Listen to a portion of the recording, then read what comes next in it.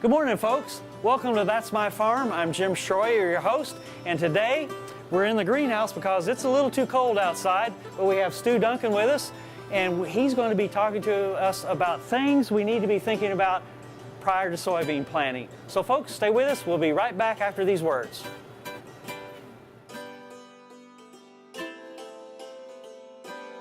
Closed captioning brought to you by Kansas Soybean Commission.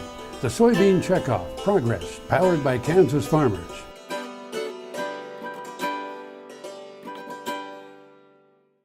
That's My Farm is brought to you in part by Tallgrass Commodities, big enough to serve, small enough to care.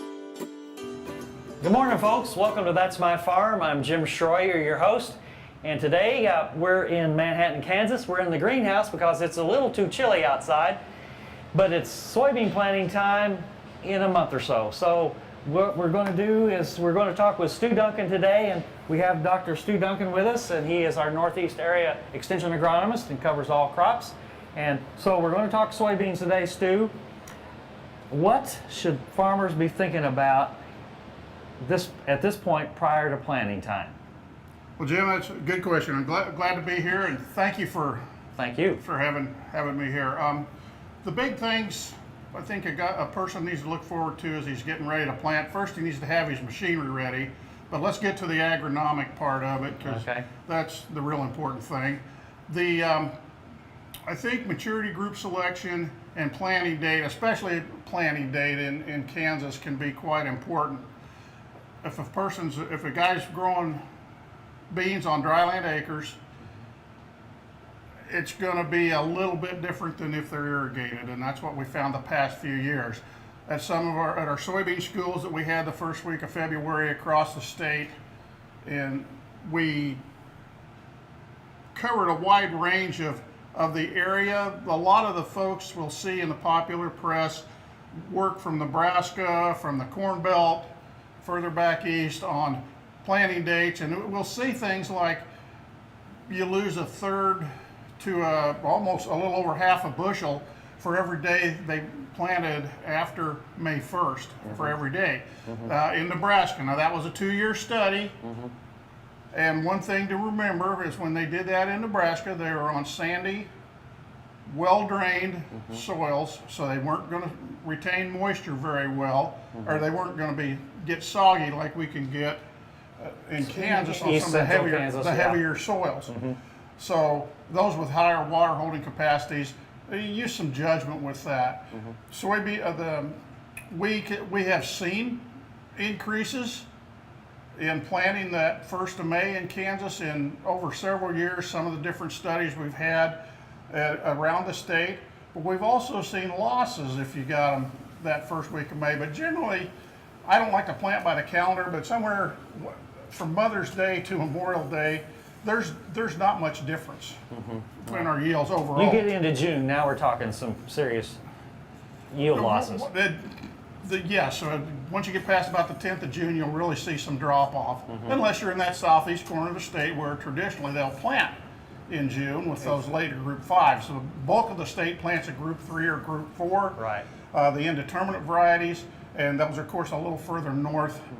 But those guys those beans will tend to function pretty close to the same. Yes, they'll differ from year to year.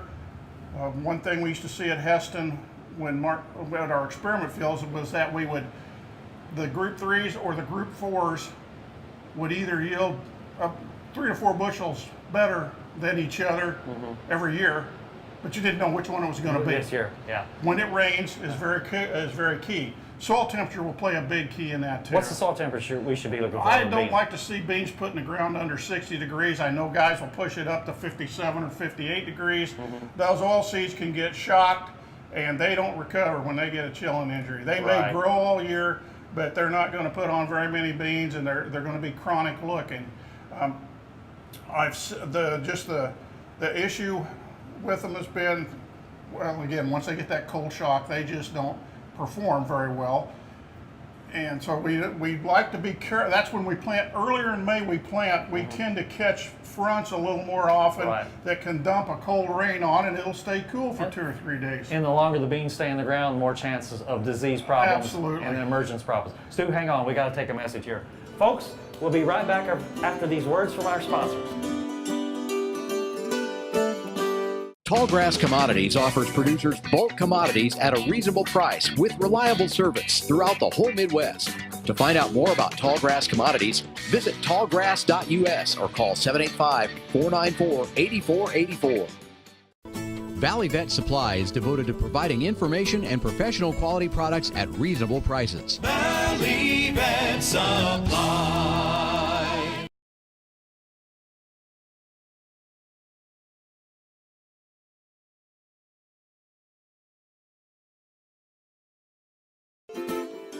That's My Farm is brought to you in part by Tallgrass Commodities, big enough to serve, small enough to care.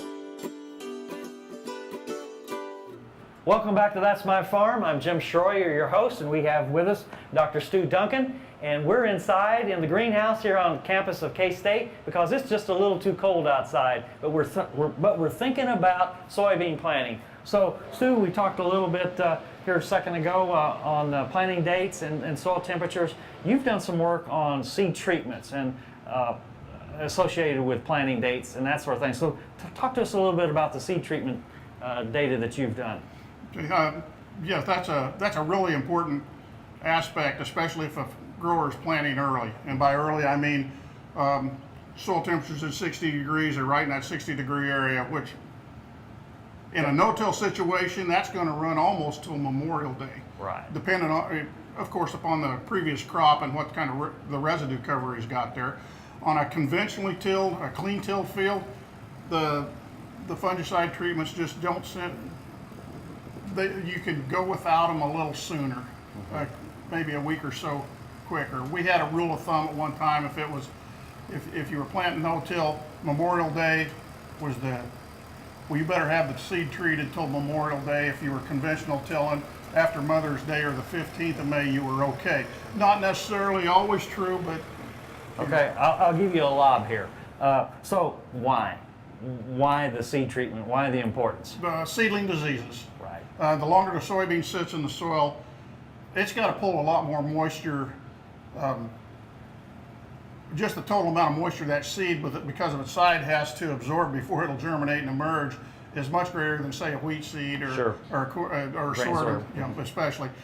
But that seed soybean seedlings are pretty subject to being attacked by Phytophthora, Pythium. There's some other fungi out there that can wreak havoc. Not very often, but when you've got them, you got problems, and you're replanting. Okay, so let's talk about some skips in the stands. I'm thinking associated with poor stands and that sort of thing. What we don't like to see any skips, but that's not probably as important as with corn.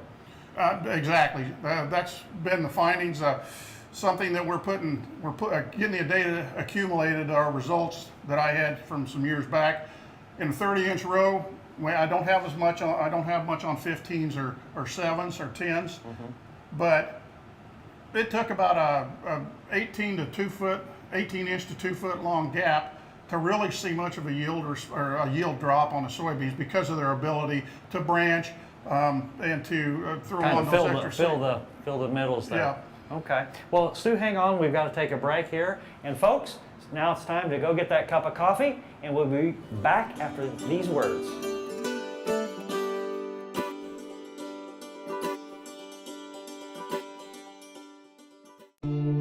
I will take action against herbicide-resistant weeds. I will know my weeds, and I will stop them before they go to seed. I will do whatever it takes to give my crops the upper hand, and I will use multiple herbicide sites of action because every action counts. I will take action, this time for all time. It's time, the Great Bend Farm and Ranch Expo, April 8th, 9th, and 10th in Great Bend, Kansas. See Scott Daly Horse Training all 3 days, sponsored by Beck Sunglasses. Gen X shoot side demo Friday the 10th at 1. Cutting edge technology for farming forums all 3 days, sponsored by American State Bank. Free admission, free parking. That's the Great Bend Farm and Ranch Expo, April 8th, 9th, and 10th. Go to Star Expos for more details. Corporate sponsors American Hat Company, Great Bend Co-op, and KSN. Kansas Farm Bureau, the voice of agriculture, represents grassroots agriculture. The state's largest and most powerful farm organization stands up for its members through leadership development, agriculture education, legal defense, environmental advocacy, farm safety, and risk management. Members also enjoy money-saving benefits. To join our organization today or to learn more, go to www.kfb.org or find us on Facebook and Twitter. Buying a car shouldn't be this hard. And at Brown Chevrolet Buick in Wamego, it isn't. It's actually awesome. Whether you want a new or used car or truck, Toby's team can make the deal. Even if you want to custom order a new car or truck, Toby's team can make the deal. See Toby's team at Brown Chevrolet Buick in Wamego. We're awesome. That's My Farm is brought to you in part by Tallgrass Commodities. Big enough to serve, small enough to care. Welcome back to That's My Farm. I'm Jim Shroyer, and we're in luck today because we have Stu Duncan with us, still with us. And Stu, we're talking about soybeans, obviously. Let's talk about row spacings. That always seems to be a hot topic no matter what or when. So what do we have on row spacings now? Jim, that's really a good question, because it has changed our thoughts processes over time because of some of the changes we've seen in equipment and in the adaptability in our management of our soybeans. It's still, the yield levels potential will determine what you're going to do. I think in the eastern part of the state, where we've got those high 40, or if you're going 45 bushel and above, you're probably going to consistently see not always a big yield response, but a consistent yield increase with a 15 or a 7.5, 8-inch row, even a 10-inch row. Over the 30 inch. Over the 30s. You won't see much of a difference between those really narrow ones and the 15 inches, though, however.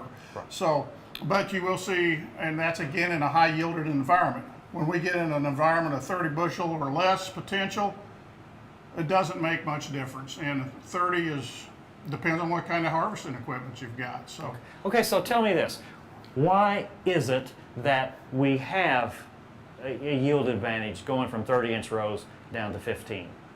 Jim, what we see is sunlight is usually not our big limiting factor here in Kansas. It's usually moisture. But by narrowing those rows up, we can intercept more of the sunlight and get a quicker canopy closure. With the advent of some of our other issues we have, like herbicide-resistant weeds, that canopy closure quicker is going to be a big issue again. Mm-hmm. It was a big issue prior to the glyphosate-tolerant and the Liberty-tolerant soybeans being released. When we took all those out in the 30s, it wasn't a big deal, but we need to by getting those rows narrowed, we close that canopy quicker. We'd like to see it, and I'm stealing this from Jim Specht at Nebraska, green to the eye by the 4th of July. Mm-hmm. And to do that, plant date plays a role in that, but those narrow rows will canopy much quicker. And you were talking 30, 35 days as opposed, to 45 to 60 days in 30-inch rows. Absolutely. That's going to save on evaporation. Mm-hmm. Your water loss is going to be through transpiration, which is where we want it. Right. More T, less E. So basically, light is not the problem here, and further south you go. So in the north, tell me why we basically see consistent yields increases with the narrow row spacings in the Corn Belt or further north. Jim, it's basically it's a matter of growing season, right, and the ability to push that plant through its reproductive phase and get it to where we have some green. So that's why, like I said, in Kansas and further south, it's a little bit inconsistent, except in the higher yield environments. Right, exactly. Okay, yeah. Stu, we got to take a break here. Stay with us, don't run off. Folks, Same goes for you. We'll be right back after these words from our sponsors.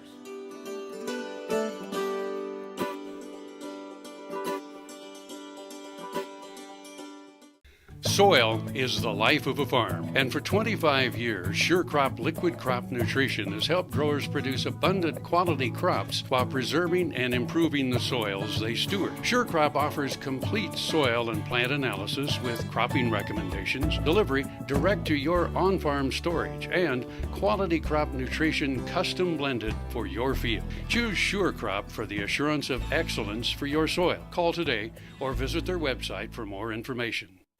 It's time. The Great Bend Farm and Ranch Expo, April 8th, 9th, and 10th in Great Bend, Kansas.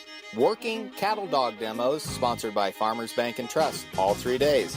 K-State speakers, over 80 acres of exhibits, cutting-edge technology. Find all of your livestock equipment needs here. That's the Great Bend Farm and Ranch Expo, April 8th, 9th, and 10th. Go to starexpos.net for more information. Corporate sponsors American Hat Company, Great Bend Co-op, and KSN.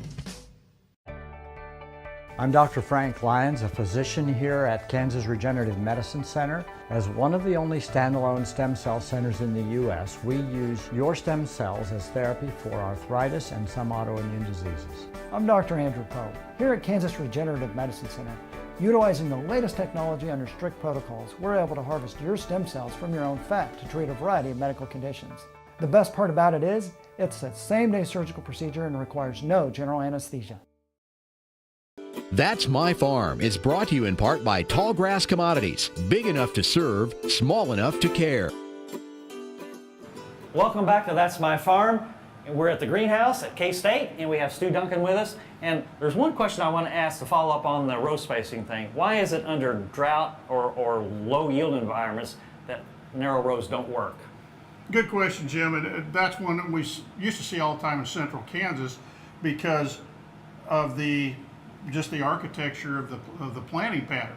Okay. In a narrow row, the plants are a little further apart and more evenly spaced, which is good, except their root structure develops the same way. It tends to be a little more shallow and explore sideways, whereas in a 30-inch row, they tend to force each other down. They go out and down, right? Yeah, they tend to force each other deeper. So when times are tough, the narrow rows are actually going to get hurt worse? Oftentimes, they usually, in severe drought, we've seen they'll die first. The 30-inch rows will hang on a little bit Just a little longer. Yep. Okay. Okay, let's talk about plant populations. Sure. I know we used to talk about 156,000 seeds per acre. So what are we talking about now? Jim, another good question, and we've tried pushing them way up. We've dropped them way back. Right now, our K-State's recommendations are somewhere between the drop 125 to 140,000, and we are really pushed hard to find a difference between 105,000 final plant stands up to 120,000 plant stand. Seems to be just as good as that 150 to 160. If we're in a really high yielding environment like 60 to a bushel and above, a few more thousand plants per acre may be appropriate, but we can raise a pretty decent soybean crop with 100 to 105,000 plants out there per acre. I know some of the yield contest winners over the past have been in that 90 to 110,000 seeds per acre or plants per acre out there. The soybeans are an amazing plant. Their ability to compensate and to hang on. Of course, there are dryland soybean contests. If they can hang on to those rains in August, get a couple of good rains, they will set pods on those sites as long as they've got plenty of nodes, and they'll flower, they'll pod, and they'll fill.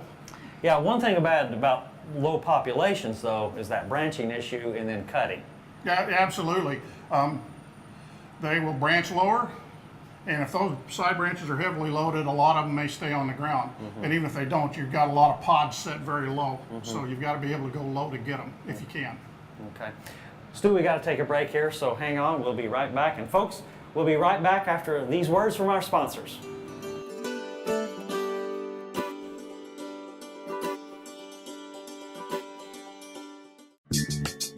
Tarwater Farm and Home is a nearly 40-year-old local family-owned business. Clothing for work and play, seeds and feeds, boots, toys for the kids, the tools you need for around the home and farm, and a service department to keep them in top running order. It's a big store, so when you have some time, take some time to see what they have for your farm and home. Tarwater's everyday pricing is like others' sale prices. When you need it, they've got it. Tarwater Farm and Home, 4107 North Topeka Boulevard.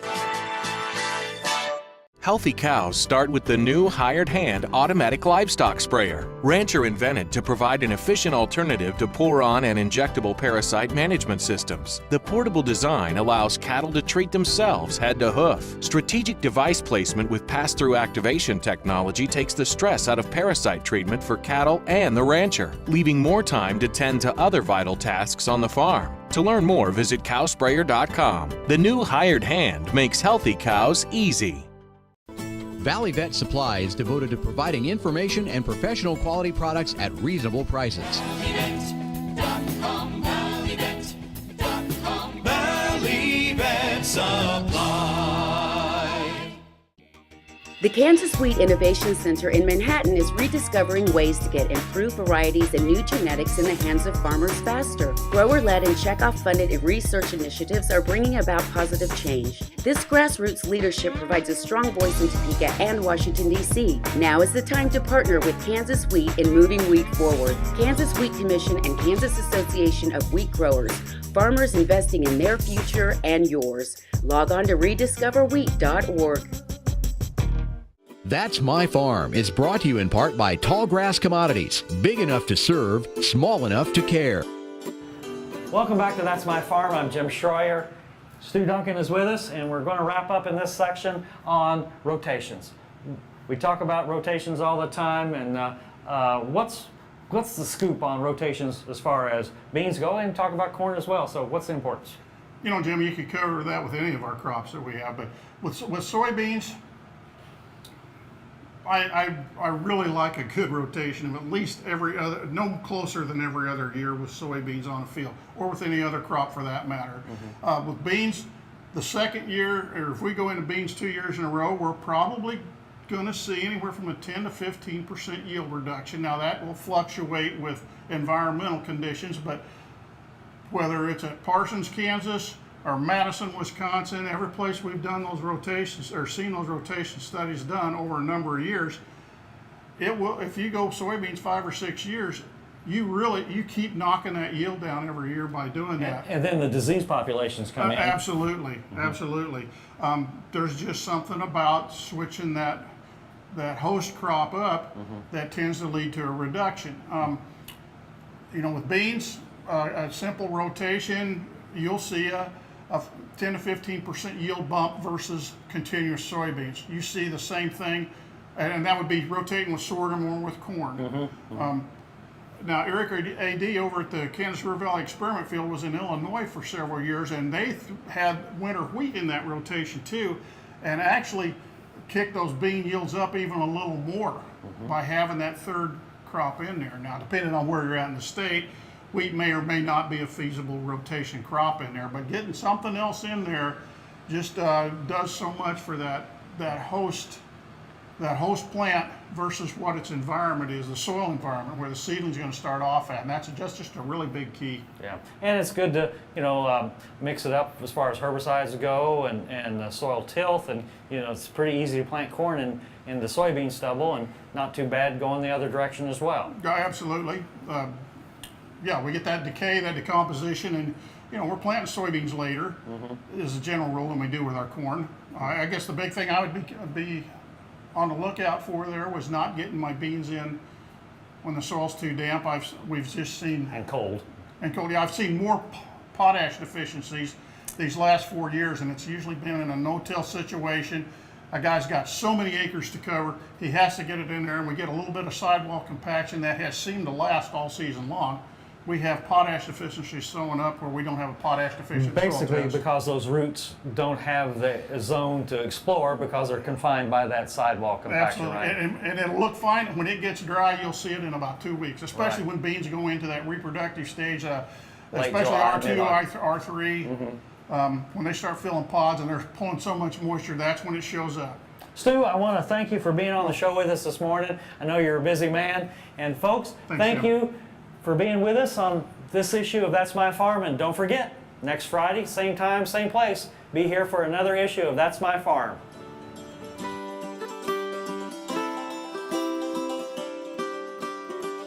Closed captioning brought to you by Kansas Soybean Commission.